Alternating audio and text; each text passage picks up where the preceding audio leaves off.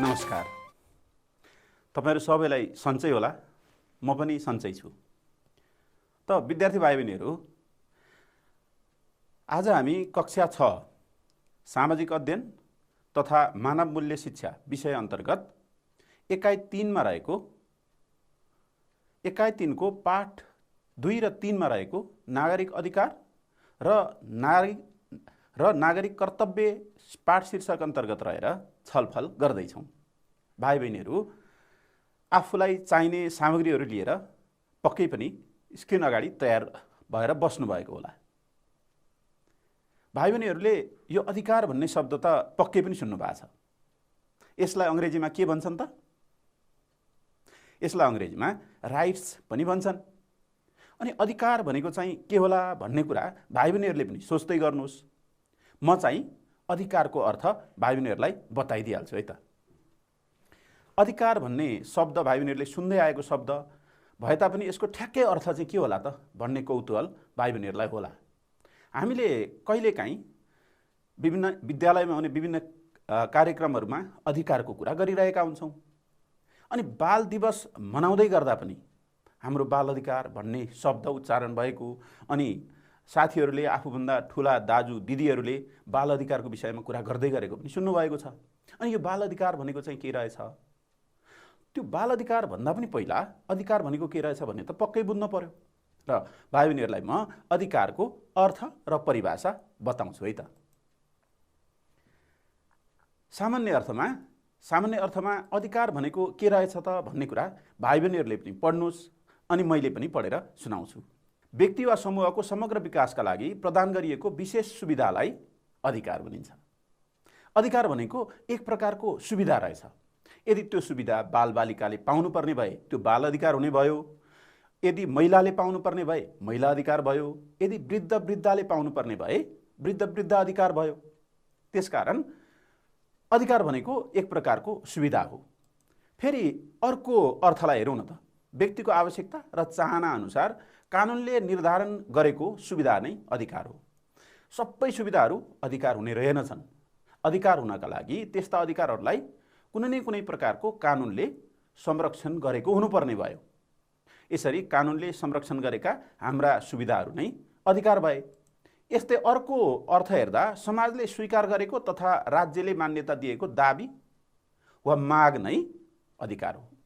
यसरी हेर्दा अधिकार हुनका लागि त्यस्ता अधिकारहरू जुन समाजले स्वीकार गरेको हुनु पर्यो। जुनसुकै कुरालाई हामीले मेरो अधिकार हो भन्न पनि पाएनौं। त्यस्तै त्यसलाई राज्यले अथवा राज्यको कानुनले मान्यता दिएको हुनु पर्यो। कानुन विपरीत आफूले गर्न चाहियो, मलाई चाहना छ भन्दैमा त्यो कुरा हाम्रो अधिकार हुँदैन। त्यसकारण समाजले स्वीकार गरेका, हाम्रा परिवारले पनि स्वीकार गरेका, हाम्रो समुदायले पनि स्वीकार गरेको, अनि देशको कानुनले पनि स्वीकार गरेका हाम्रा ती सुविधाहरू चाहिँ अधिकार हुन्। विद्यार्थी भाइ बहिनीहरू, समग्रमा अधिकार भनेको के रहेछ भन्ने कुरालाई उदाहरणबाट पनि हेरौँ। भाइ बहिनीहरू विद्यालय जानुहुन्छ। यदि विद्यालय जान रोकियो भने चाहिँ भाइ बहिनीहरूको अधिकार खोसियो। त्यसकारण विद्यालय जान पाउनु भाइ बहिनीहरूको अधिकार हो। त्यस्तै बिरामी भएको समयमा उचित स्वास्थ्य हेरचाह पाउनु पनि भाइ बहिनीहरूको अधिकार हो। यदि बिरामी हुनुभयो तर कसैले उपचार गर्न रोकटोक गर्यो अथवा दिएन भने भाइ बहिनीहरूको यो स्वास्थ्य सम्बन्धी अधिकार हनन भयो अथवा खोसियो। भाइ बहिनीहरूले अधिकार भनेको के हो भन्ने कुरा त पक्कै बुझ्नुभयो। अब यस्तो अधिकार हामीले अधिकारको विषयमा चर्चा त गर्यौं। यस्तो अधिकारको आवश्यकता र महत्त्व चाहिँ किन रहेछ त?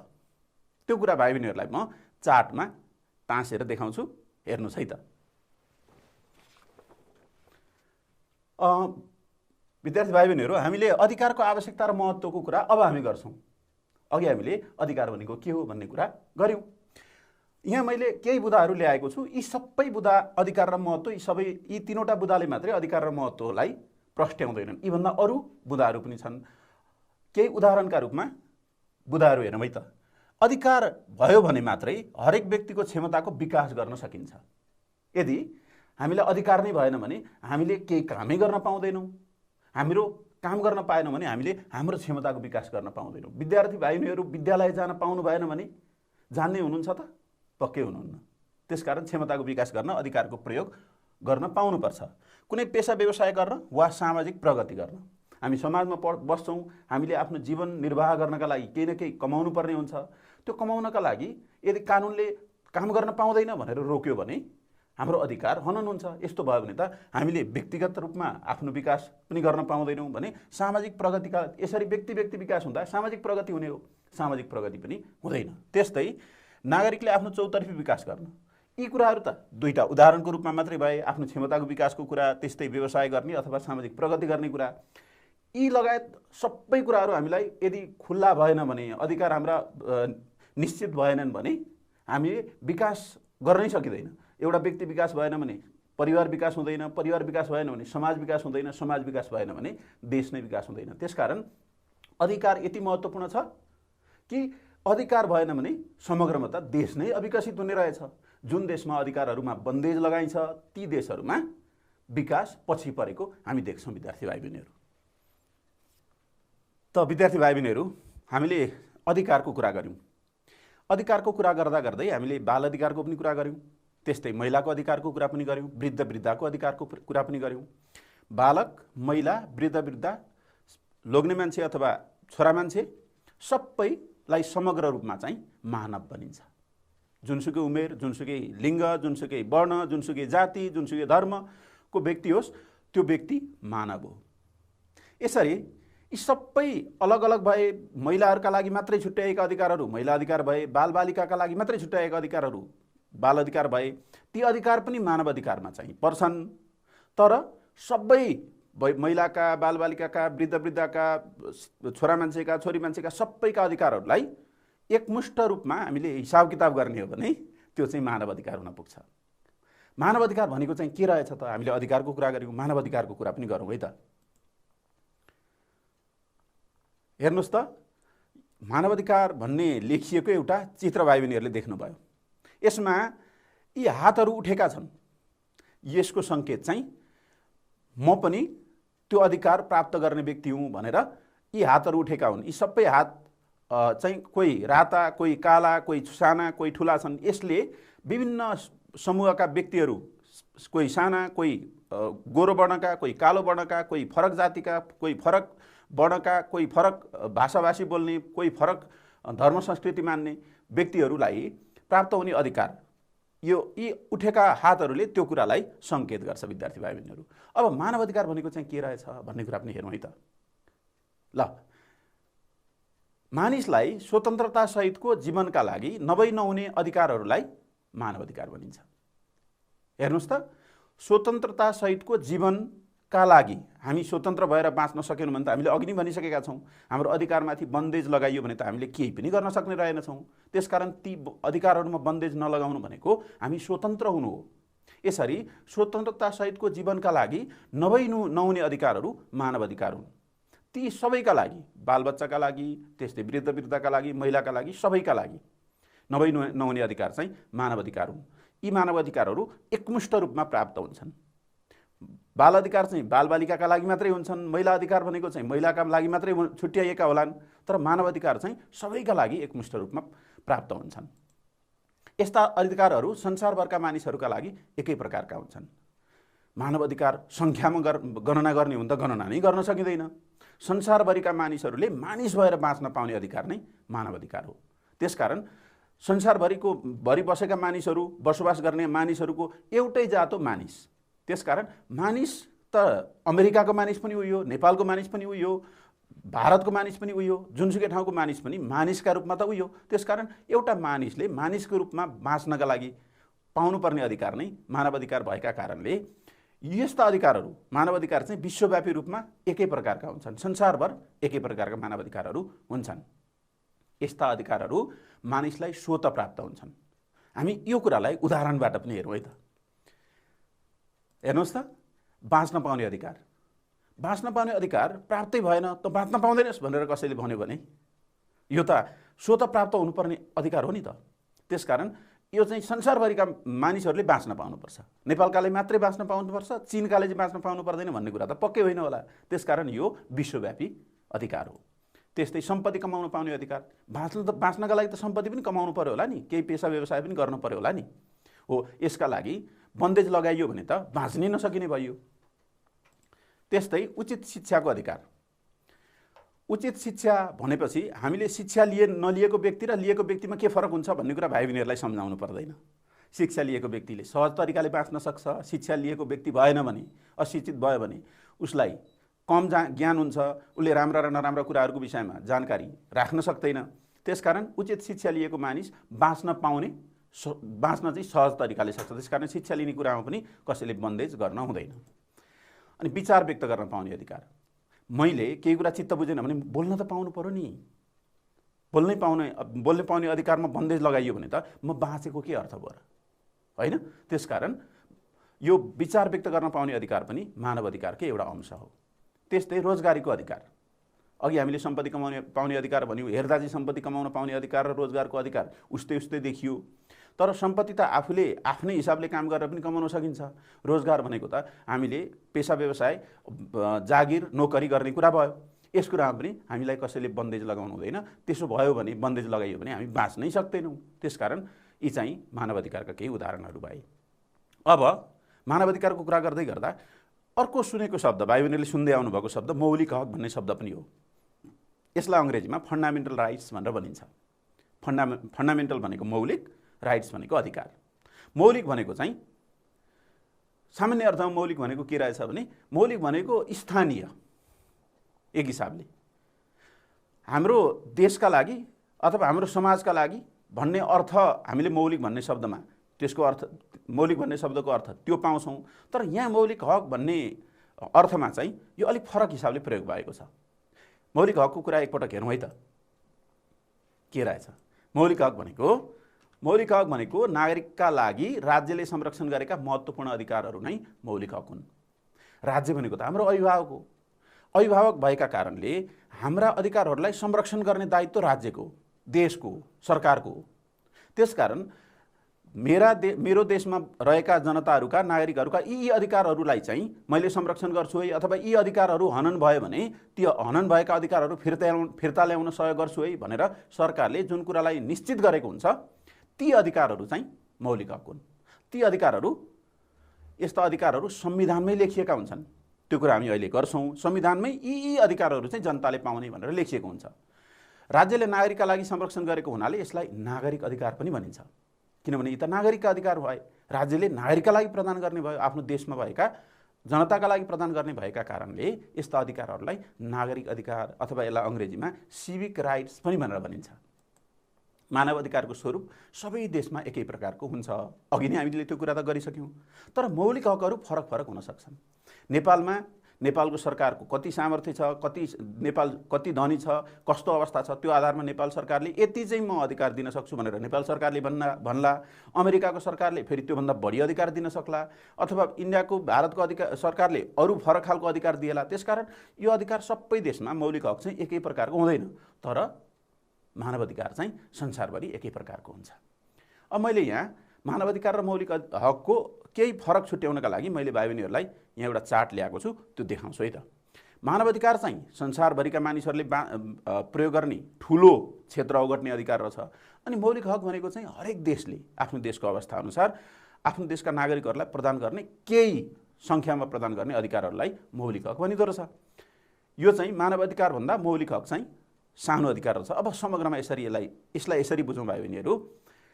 मानव अधिकारहरूमध्ये, मानिसका मानव अधिकारहरूमध्ये राज्यले दिन सक्ने केही छनौट भएका अधिकारहरू नै मौलिक हक हुन्। राज्यले निर्दिष्ट गर्न सक्ने केही छनौट भएका मानव अधिकारहरू नै मौलिक हक हुन्। अब यस्ता मौलिक हकहरू चाहिँ नेपालको अहिलेको संविधान 2072 सालमा बनेको संविधानको भाग 3 को धारा 16 देखि 46 सम्म जम्मा 31 वटा बुँदाहरूमा मौलिक हकको व्यवस्था गरिएको छ। अब मैले ती 31 वटा बुँदाहरू भाइ बहिनीहरूलाई सर म देखाउँछु। भाइ बहिनीहरूले हेर्नुहोस्, मैले यो कुरालाई भाइ बहिनीहरूलाई नेपालमा भएका मौलिक हकहरूलाई यहाँ सूचीबद्ध गरेर ल्याएको छु। धारा 16 देखि धारा 16 सम्मानपूर्वक बाँच्न पाउने अधिकार, स्वतन्त्रताको हक, बाँच्न पाउने हक, स्वतन्त्रताको हक, समानताको हक, सञ्चारको हक, न्याय सम्बन्धी हक, अपराध पीडितको हक, यातना विरुद्धको हक, निवारक नजरबन्द विरुद्धको हक, छुवाछुत र भेदभाव विरुद्धको हक, सम्पत्तिको हक, त्यस्तै धार्मिक स्वतन्त्रताको हक, धारा 27 मा सूचनाको हक, धारा 28 मा गोपनीयताको हक, शोषण विरुद्धको हक, स्वच्छ वातावरणको हक, शिक्षा सम्बन्धी हक, भाषा र संस्कृतिको हक, त्यस्तै रोजगारीको हक, श्रमको हक, स्वास्थ्य सम्बन्धी हक, खाद्य सम्बन्धी हक, अनि आवासको हक, महिलाको हक अनि बालबालिकाको हक। अब धारा 40 मा दलितको हक, 41 मा ज्येष्ठ नागरिकको हक, सामाजिक न्यायको हक, सामाजिक सुरक्षाको हक, उपभोक्ताको हक, देश निकाला विरुद्धको हक र संवैधानिक उपचारको हक। यसरी धारा 16 बाट धारा 46 सम्म हेर्नुहोस् त भाइ बहिनीहरू, जम्मा 31 वटा बुँदामा हाम्रो देशको संविधानमा मौलिक हकहरूको व्यवस्था गरिएको छ। भाइ बहिनीहरूले यो कुरा हेरिसक्नु भएको छ। भाइ बहिनीहरूको पुस्तकमा यी सबै अधिकारहरू दिएको छैन। संविधानमा हेर्नुभयो भने पनि नेपालको संविधानमा, यो नेपालको संविधान हो, यो नेपालको संविधानको भाग 3 मा पल्टाउनु भयो भने भाग 3 मौलिक हक र कर्तव्य भन्ने छ। त्यो भाग 3 मा भरि जनताका नागरिक अधिकार र कर्तव्यको पनि व्यवस्था गरिएको छ। अब हामीले मौलिक हकको कुरा त पढ्यौँ। यस्ता मौलिक हकहरू हनन भयो भने चाहिँ के गर्ने त? कसैले हामीले जुन अघि हेऱ्यौँ 31 वटा बुँदामा मौलिक हकहरू, ती मौलिक हकहरू हनन गर्यो कसैले। अब के गर्ने? उपाय त चाहियो। हो, म यो उपाय पनि भाइ बहिनीहरूलाई बताइदिन्छु। यस्ता हक अधिकारहरू खोसियो भने त हामीलाई त घाटा लाग्यो, हामी त अप्ठ्यारोमा पर्यौँ। हामीलाई त देशले दिएका अधिकारहरू कसै व्यक्ति अथवा निकायले खोस्यो भने त्यसलाई हामीले पाउनका लागि कोसिस गरेनौँ भने हाम्रो अधिकार खोसिएको हुन्छ। त्यसकारण हामीले कसरी प्राप्त गर्ने भन्ने कुरा पनि जान्न पर्यो। हो, यसका लागि भाइ बहिनीहरूलाई म केही उपायहरू बताइदिन्छु। संविधानले सबै नागरिकलाई मौलिक हकको समान संरक्षण अथवा पहुँच दिएको छ। यसमा जात, धर्म, भाषा, संस्कृतिका आधारमा कसैलाई भेदभाव गरिएको छैन। यदि कसैद्वारा त्यस्ता अधिकारहरू खोसिएमा वा खोस्ने कोसिस अथवा प्रयास गरिएमा पीडितले हरण भएको प्रमाणसहित नजिकैको, हेर्नुहोस् है त, प्रहरी कार्यालयमा खबर गर्न सकिन्छ। त्यस्तै वडा कार्यालय वा गाउँ अथवा नगरपालिका कार्यालयमा पनि खबर गर्न सकिन्छ। मेरो यस्तो यस्तो अधिकार यसरी यो व्यक्ति अथवा यो निकायबाट हनन भयो, त्यो अधिकारलाई पुनः परिचालन गरी पाऊँ भनेर हामीले निवेदन दिने अथवा प्रमाणहरू पेश गर्ने गरियो भने ती अधिकारहरू त्यस्ता निकायहरूले हामीलाई खोसिएका त्यस्ता अधिकारहरू फिर्ता ल्याउन सहयोग गर्छन्। तर आफ्नो अधिकारको प्रयोग गर्दा अर्काको अधिकारको पनि ख्याल गर्नुपर्छ विद्यार्थी भाइ बहिनीहरू। मैले एउटा सानो कथा भाइ बहिनीहरूलाई यसैसँग सम्बन्धित कथा भन्छु। हामीले अधिकार र कर्तव्यलाई एउटै सिक्काका दुईटा पाटा भन्छौँ। त्यसकारण प्राचीन ग्रिसमा धेरै लामो समयसम्म त्यही एउटा खास जाति समुदायलाई चाहिँ सडकमा हिँड्न पनि नदिने, उनीहरूलाई गरगहना पनि उनीहरूले चाहेको गरगहना पनि लाउन नदिने, अनि अरू ठुला जाति समूह भनेका व्यक्तिहरूको छेउमा पनि बस्न नदिने, त्यस्तो खालको प्रचलन रहेछ धेरै अगाडि। अहिले त यो हटिसक्यो। त्यति बेला जनताहरूले आन्दोलन गरे र त्यो नराम्रो व्यवस्थालाई हटाए र हटाइसकेपछि ती जो हिजो पीडित भएका समुदाय, जाति, सम्प्रदाय थिए तिनीहरूले त अधिकार पाए। त्यस पछाडि उनीहरू रोडमा यो हेर्नुहोस् त, यो एकजना दाइ कसरी नाची हिँडिराख्नु भएको छ। यसै गरी रोडमा खुल्ला रूपले हिँड्न थाल्नु भएछ। एकजना दाइ यसरी हिँड्दै गर्नुभएको रहेछ। हिँड्दै गर्दा उहाँले हात फैलाउँदै, यसरी हात फैलाउँदै गर्दा, यसो गरेर हिँड्दै गर्दा उहाँको हातले अर्को यतापट्टिको यो टोपी लगाएको दाइ हुनुहुन्छ नि, उहाँको नाकमा लागेछ। नाकमा लागेपछि त दुख्छ नि। अनि उहाँ दाइले चाहिँ भाइ के गरेको भनेर सोध्नु भएछ। उहाँले म त अधिकार पाएँ, हाम्रो यो यति लामो समयसम्म हामी दबावमा थियौँ, अब हामीले खुल्ला भएर अधिकार पाएका छौँ, म मेरो अधिकार प्रयोग गर्दैछु, म त स्वतन्त्रतापूर्वक हिँड्न पाउने मेरो अधिकार हो नि भनेर यो नाच्दै गरेको दाइले चाहिँ भन्नुभएछ। र उहाँ भाइलाई के सम्झाउनु भएछ भने, भाइ महाशय, तपाईले नाच्न पाउने अधिकार तपाईको आफ्नो अधिकार हो, तर मेरो नाक त मेरो अधिकार हो नि। नाक भन्दा यता त मेरो अधिकार सुरु भयो। त्यसकारण मेरो नाकमा हान्नु त तपाईको अधिकार होइन, मेरो अधिकार हो नि मेरो नाकलाई सुरक्षित राख्नु। त्यसकारण तपाईँ आफ्नो अधिकार प्रयोग गर्दा मेरो अधिकारको पनि संरक्षण रक्षा गर्नुपर्छ भनिसकेपछि ओहो मैले गल्ती गरेछु, अब म मेरो अधिकार प्रयोग गर्दा अरूको अधिकार पनि हनन भयो कि भनेर विचार गर्छु भनेर यो नाच्दै हिँड्ने दाइले चाहिँ माफी माग्नु भएछ। भनेपछि हामीले आफ्नो अधिकारको प्रयोग गर्दा अर्काको अधिकार हनन भयो कि भन्ने कुरा पनि ख्याल गर्नुपर्छ भने अर्काको अधिकारको रक्षा गर्नु हाम्रो कर्तव्य हो। अब हामीले आज अहिलेसम्म छलफल गर्दै गरेका कुराहरूलाई के सम्झिनु भएको छ एकपटक हेर्न मैले यहाँ केही बुदाहरू ल्याएको छु, हेर्नुहोस् है त। हामीले सुरुमै भनेका थियौँ अधिकार भनेको के रहेछ। भाइ बहिनीहरूले के रहेछ अधिकार भनेको? हामीले सुविधा भनेका छौँ। भाइ बहिनीहरूले यसको जवाफ तयार गर्नुहोस् है। अधिकारको आवश्यकता र महत्त्व के का लागि हुने रहेछ? हामीले चार्टमा यसको उत्तर पनि हेरेका थियौँ है। अधिकार नै भएन भने त हाम्रो त केही कुरा पनि नरहने रहेछ। चौतर्फी विकासका लागि पनि अधिकारको आवश्यकता र महत्त्व रहेछ भन्ने कुरा पनि हामीले हेऱ्यौँ। के मानव अधिकार र मौलिक हक एकै हुन् त? हुन् त एकै? होइनन्। मानव अधिकार भनेको चाहिँ विश्वव्यापी रूपमा एउटै हुन्छ भने मौलिक हक चाहिँ हरेक देशमा अलग अलग हुन्छन्। हाम्रो देशमा 31वटा बुदामा मौलिक हकहरू प्रदान गरिएको छ। नेपालको संविधानमा मौलिक हक सम्बन्धी के कस्तो व्यवस्था रहेको छ त्यो कुरा त मैले अहिले भर्खरै भनिसकेँ। भाग 3 को धारा 16 देखि 46 सम्म 31वटा बुदामा मौलिक हकको व्यवस्था गरिएको छ नेपालको वर्तमान संविधानमा। कुनै व्यक्ति वा निकायले हाम्रो मौलिक हक हनन गरेमा वा यसको प्रयोगमा बाधा पुर्याएमा हामीले के गर्नुपर्छ त्यो कुरा त भाइ बहिनीले हेरिसक्नुभयो। प्रहरीलाई जानकारी गराउन सक्छौँ, अथवा हाम्रो वडा कार्यालय अथवा गाउँ अथवा नगरपालिका कार्यालयमा हामीले निवेदन दिन सक्छौँ र त्यस्तो हाम्रो अधिकार खोसिएको भन्ने प्रमाण हामीले पेश गरेमा पुनः त्यस्तो अधिकार प्राप्त गर्न ती निकायहरूले हामीलाई सहयोग गर्छन्। अरूको अधिकारलाई व्यवस्था गर्नु किन राम्रो होइन? अघि हामीले एउटा कथा त भाइ बहिनीहरूले सुनिसक्नुभयो। हाम्रो अधिकारको रक्षा हामीले हाम्रो अधिकारको मात्रै कुरा गऱ्यौँ भने अर्कोले पनि हाम्रो अधिकार छिनिदिन्छ, अर्कोले पनि हाम्रो अधिकार हनन गरिदिन्छ। त्यसो भएपछि हामीले अर्कोको अधिकारको रक्षा संरक्षण गऱ्यौँ भने हाम्रो अधिकारको पनि रक्षा अरूले गर्छन्। विद्यार्थी भाइ बहिनीहरू, अहिले भर्खरै हामीले अधिकारको कुरा गऱ्यौँ र अधिकार र कर्तव्य एउटै सिक्काका दुई पाटाहरू हुन् भन्ने कुरा पनि हेऱ्यौँ। अधिकारको मात्रै ख्याल गर्दा कर्तव्यको ख्याल गरेनौँ भने हामीले हाम्रो अधिकार पनि स्वतन्त्रतापूर्वक उपभोग गर्न पाउँदैनौँ भन्ने कुरा पनि भाइ बहिनीहरूले थाहा पाउनुभयो। तर ती कर्तव्यहरू चाहिँ के हुन्? हामीले कर्तव्य नै थाहा पाएनौँ भने त कसरी कर्तव्यको पालना गर्ने होला त भन्ने भाइ बहिनीहरूलाई लागेको होला। म कर्तव्य के हुन् भन्ने कुरा भाइ बहिनीहरूलाई भन्छु है त। भाइ बहिनीहरू पनि कर्तव्य भन्ने शब्दसँग परिचित नै हुनुहुन्छ। कर्तव्य भन्ने शब्द सुनिसक्नु भएको छ। यसलाई अङ्ग्रेजीमा ड्युटी भनेर भनिन्छ र धेरै कर्तव्यहरूको कुरामा हामीले ड्युटिज भनेर भन्छौँ। सबैका अधिकारहरू अलग अलग पनि हुन सक्छन् र एकमुष्ट पनि हुन सक्छन्। त्यस्तै हाम्रा पनि बालबच्चाले पुरा गर्नुपर्ने छुट्टै कर्तव्य हुन्छन् होला, अनि ठुला मान्छेले पुरा गर्नुपर्ने छुट्टै कर्तव्य हुन्छन् होला। भाइ बहिनीहरूले पनि विद्यालयमा जाँदा शिक्षकले पढाउनुहुन्छ, भाइ बहिनीहरूले शिक्षकले भनेको अनुसार पढ्नुहुन्छ, समयमा गृह कार्य गर्नुहुन्छ, त्यो भाइ बहिनीहरूको कर्तव्य भयो। अब शिक्षकले गृह कार्य गर्ने अनि भाइ बहिनीहरूले पढाउने भन्ने भए त यो त कुरा मिलेन। शिक्षकको कर्तव्य अलग्गै भयो, विद्यार्थी भाइ बहिनीहरूको कर्तव्य अलग्गै भयो। यसरी कर्तव्य सबैको समान नहुन सक्छ। अब यस्ता कर्तव्यहरू चाहिँ के रहेछन् भन्ने कुरा पनि हामी हेरौँ है त। यहाँ चित्रमा के देख्नुहुन्छ विद्यार्थी भाइ बहिनीहरू? हेर्नुहोस् त। एकातिर यहाँ 9औं राष्ट्रिय कर दिवस 2077 भन्ने एउटा ब्यानर छ। यहाँ एकजना व्यक्तिले उहाँलाई केही पुरस्कार उपहार दिए जस्तो देखिन्छ है। यो चाहिँ समयमा कर तिर्ने, इमान्दार भएर कर तिर्ने व्यक्तिलाई सम्मान गरिएको हो। विद्यार्थी भाइ बहिनीहरू, यो कर तिर्नु पनि कर्तव्य रहेछ।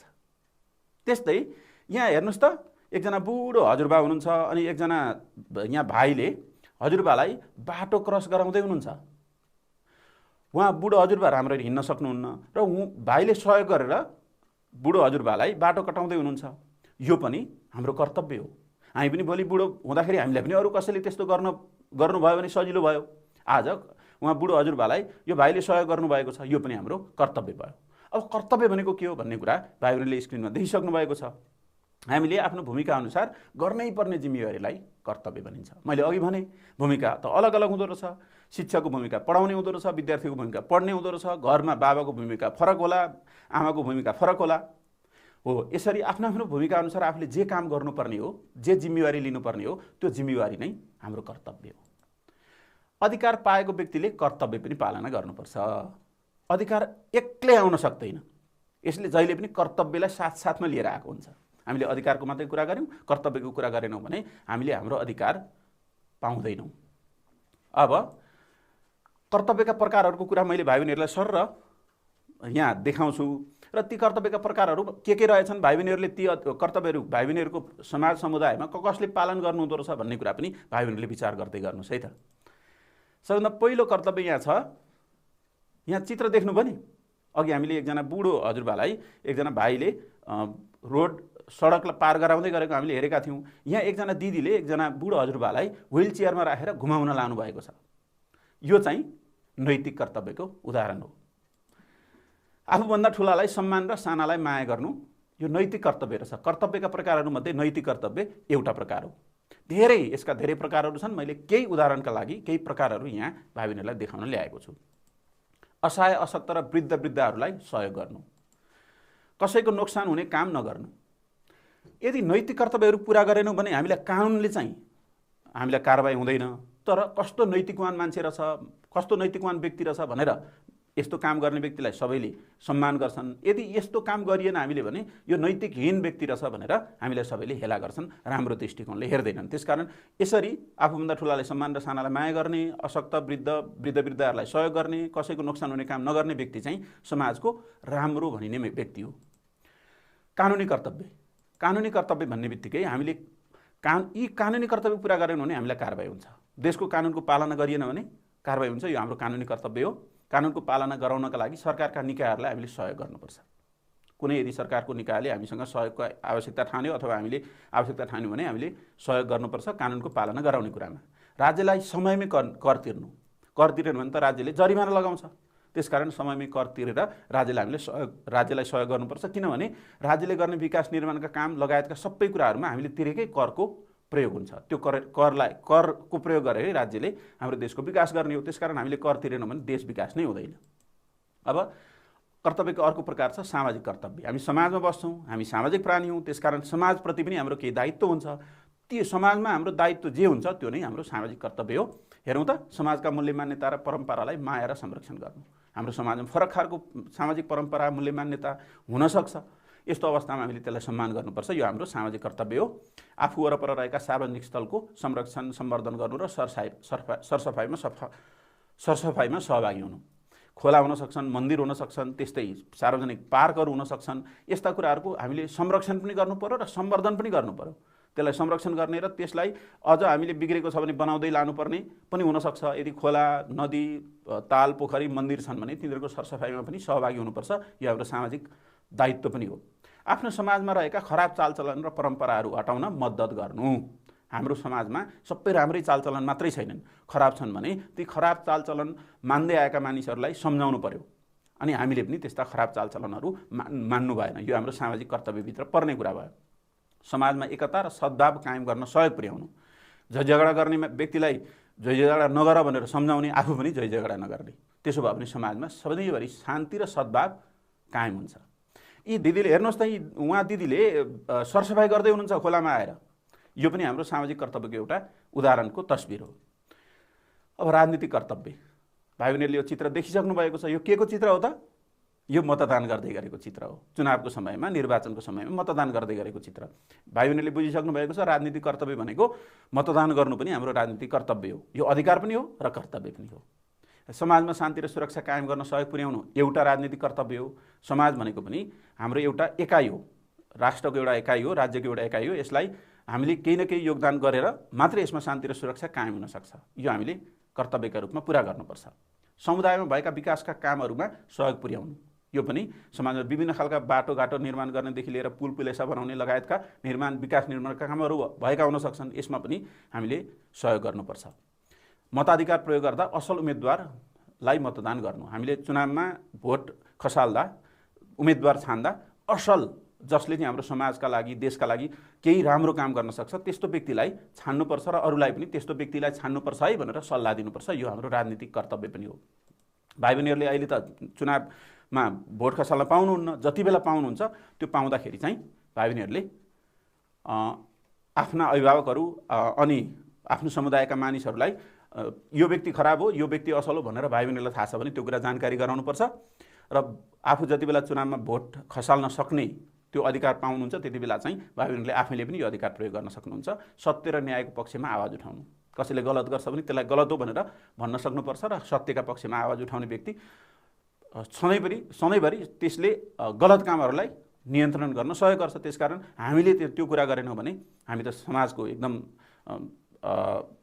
जिम्मेवार व्यक्ति हौँ। त्यसकारण हामीले समाजमा भएका नराम्रा पक्षहरूलाई हटाउनका लागि सत्य र न्यायको पक्षमा आवाज उठाउनै पर्छ। यो हाम्रो कर्तव्य हो। देशको सिमाना मिचिँदा त्यसका विरुद्ध आवाज उठाउनु। भाइ बहिनीहरूले सुन्नुहुन्छ कहिलेकाहीँ त्यस्तो भयो भने हामीले पनि देशको सिमाना मिचियो भने यो सिमाना मिचिनु गलत हो भनेर त्यसको विरुद्धमा आवाज उठाउन सक्छौँ। कसैले आफ्नो अधिकार हनन गरेमा त्यसको विरुद्धमा आवाज उठाउनु यो पनि हाम्रो राजनीतिक कर्तव्य अन्तर्गत पर्छ। यदि हामीलाई कसैले दुःख दियो, हामीले अघि भनिएका अधिकारहरू हनन भयो भने त्यो हनन भएको अवस्थामा हामीले आवाज उठाउने, यदि त्यसरी पनि प्राप्त गर्न सकिएन भने हामीले माथि भनेका निकायहरूमा निवेदन दिने, उजुरी दिने पनि हामी गर्न सक्छौँ। अब भाइ बहिनीहरूको पुस्तकमा केही व्यक्तिहरूको त्यहाँ कथा दिएको छ, त्यही कथालाई मैले यहाँ टिपोट गरेर ल्याएको छु। भाइ बहिनीहरू हेर्नुहोस् है त, कसले के कर्तव्यहरू पुरा गर्नुहुँदो रहेछ। अस्मिता राई, भाइ बहिनीहरूको पुस्तकमा दिएको अस्मिता राई जो चाहिँ विद्यार्थी हुन्, कक्षा 6मा पढ्छिन्, भाइ बहिनीहरूकै कक्षामा पढ्छिन्। यिनले के गर्दिरहेछन् भने बिहानै सबेरै उठ्ने, त्यस्तै भाइ बहिनीहरूको हेरचाह गर्ने, पढ्ने काममा भाइ बहिनीहरूलाई सहयोग गर्ने, त्यस्तै सबैसँग नम्र भएर बोल्ने, कसैसँग झर्किने होइन, बाबाआमासँग पनि विद्यालयका कार्यक्रमहरूमा सक्रिय रूपमा सहभागी हुने, त्यस्तै समुदायमा हुने सार्वजनिक कार्यक्रमहरूमा सहभागी हुने, अनि विद्यालयमा पनि सहभागी हुने रहेछन्, अनि समुदायमा पनि सहभागी हुने रहेछन्।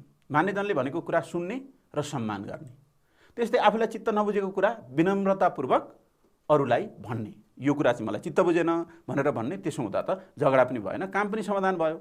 भाइ बहिनीहरूले अस्मिता राईले जस्तै गर्नुभएको छैन भने अस्मिता राईले गरेको कुरा सही छ कि गलत छ भाइ बहिनीहरूले हेर्नुहोस्। यदि सही छ भने भाइ बहिनीहरूले पनि त्यस्तै गर्नु पर्यो र योभन्दा पनि अझै बढी धेरै राम्रो गर्नु पर्यो। अब हेरौँ है, सुनिल कुशवाहा, उहाँ चाहिँ कर्मचारी हुनुहुन्छ। उहाँले के गर्नुहुँदो रहेछ, उहाँको कर्तव्य के पुरा गर्नुहुँदो रहेछ। आफ्नो कार्यालयमा सधैँ समयमा पुग्नुहुँदो रहेछ। कार्यालयमा आउने सबै सेवाग्राही जो सेवा लिन आउँछन् ती सबैले चाहे जस्तो सेवा र सहयोग दिनुहुँदो रहेछ। त्यस्तै कार्यालयको समयलाई सेवाका लागि मात्रै प्रयोग गर्नुहुँदो रहेछ। उहाँले अन्य कुराहरू, फेसबुक चलाउने, भिडियो हेर्ने, ती कुराहरू गर्नुहुन्न। उहाँले सेवाग्राहीलाई कसरी सेवा गर्न सकिन्छ भनेर मात्रै कार्यालयको काम मात्रै गर्नुहुन्छ र छोराछोरीहरूलाई पनि उचित हेरचाह र माया गर्नुहुन्छ। त्यति मात्रै होइन, टोल छिमेकका कार्यक्रमहरूमा पनि भाग लिनुहुन्छ। फुर्सदको समयमा बिदाका दिन हुँदी उहाँ चाहिँ टोल छिमेकका कार्यक्रमहरूमा पनि भाग लिनुहुन्छ। यदि भाइ बहिनीहरूले पनि यी जिम्मेवारीहरू जे छन्, यी चाहिँ हामीले प्रकार जे पढ्यौँ, एउटै मात्रै प्रकार छैन, एउटा व्यक्तिले धेरै प्रकारका जिम्मेवारीहरू पुरा गर्नुपर्छ। त्यसकारण उहाँले प्रयोग गर्दै पुरा गर्नुभएका जिम्मेवारीहरू के हुन् भाइ बहिनीहरूले हेर्नुहोस्, र भाइ बहिनीहरूले पनि यी जिम्मेवारीहरू के पुरा गर्न सक्नुहुन्छ त त्यो पनि विचार गर्नुहोस्। कविता महतो, उहाँ चाहिँ शिक्षक हुनुहुन्छ। उहाँले के गर्नुहुँदो रहेछ, उहाँको कर्तव्य के पुरा गर्नुहुँदो रहेछ हेर्नु है त। सधैँ समयमा विद्यालय पुग्नुहुँदो रहेछ। त्यस्तै आफ्ना विद्यार्थीहरूलाई माया गरेर पढाउनु हुँदो रहेछ, अनि विद्यार्थीहरूको पढाइमा पूर्ण रूपमा साथ दिनु हुने रहेछ। कमजोर विद्यार्थीहरूलाई अझ बढी सहयोग गर्नुहुने रहेछ, अनि छोराछोरीहरूलाई उचित हेरचाह र माया गर्नुहुने रहेछ। अनि टोल छिमेकका कार्यक्रमहरूमा पनि अघि हामीले हेरेको सरको जस्तै उहाँले पनि सक्रिय रूपमा सहभागी हुने रहेछ। अब नरबहादुर मगर भन्ने एकजना बुढो बाजेको कुरा पनि छ त्यहाँ। उहाँ बाजेले के गर्नुहुँदो रहेछ हेरौँ है त। विक्रम सम्वत 2015 देखि अहिलेसम्म जति निर्वाचन भए उहाँले चाहिँ सबै निर्वाचनमा सक्रिय रूपमा सहभागी हुनुभएको रहेछ। अनि उहाँले त आफ्नो घर परिवार र छरछिमेकलाई पनि मतदानमा भाग लिनुपर्छ है भनेर सम्झाउनु हुँदो रहेछ। अनि आफ्ना छोराछोरीहरूलाई समयमै कर तिर्नुपर्छ भनेर सम्झाउनु हुँदो रहेछ। उहाँका छोराहरू व्यवसाय गर्नुहुने रहेछ, व्यवसाय गर्दा कर तिर्नुपर्छ र त्यो कर चाहिँ समयमै बुझाउनुपर्छ भनेर छोराहरूलाई पनि सम्झाउनु हुँदो रहेछ। सरकारले जारी गरेका नियम कानुनलाई पालन गर्नुहुँदो रहेछ, आफूले पालन गर्नुहुँदो रहेछ र टोल छिमेकलाई पनि पालन गर्नुपर्छ है भनेर सल्लाह दिनुहुँदो रहेछ। उहाँले कुन प्रकारको बढी कर्तव्य पुरा गर्नुभएको छ होला त त्यो कुरा भाइ बहिनीहरूले विचार गर्नुहोस् है त। अब चाहिँ हामी फेरि अन्तमा आइपुग्यौँ र अब हामीले भाइ बहिनीहरूले अहिलेसम्म हामीले छलफल गरेका कुराहरूमा के कुरा सम्झना राख्नु भएको छ भन्ने कुरा म हेर्छु है त। कर्तव्य भनेको के हो, हाम्रो कर्तव्य भनेको हाम्रो जिम्मेवारी हो भन्ने कुरा त भाइ बहिनीहरूले बुझिसक्नु भएको छ। भाइ बहिनीहरूको कर्तव्य चाहिँ के हुन् त ती भाइ बहिनीहरूले विचार गर्नुहोस् है त। अनि कर्तव्य कति प्रकारका रहेछन्? कर्तव्य त धेरै प्रकारका छन्।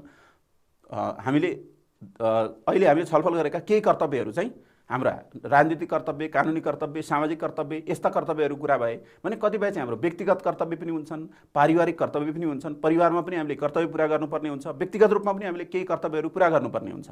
जस्तै हामीले आफ्नो सरसफाइ गर्ने, आफ्ना सामग्रीहरू मिलाउने, यी पनि हाम्रा व्यक्तिगत कर्तव्य भयो भने घर परिवारलाई सघाउने, यी चाहिँ हाम्रा पारिवारिक कर्तव्यहरू भए। त्यस्तै समाजमा सहयोग गर्ने सामाजिक कर्तव्य, कानुनी कर्तव्य, नैतिक कर्तव्य, यी विभिन्न प्रकारका कर्तव्यहरूका प्रकारहरू रहेका छन्।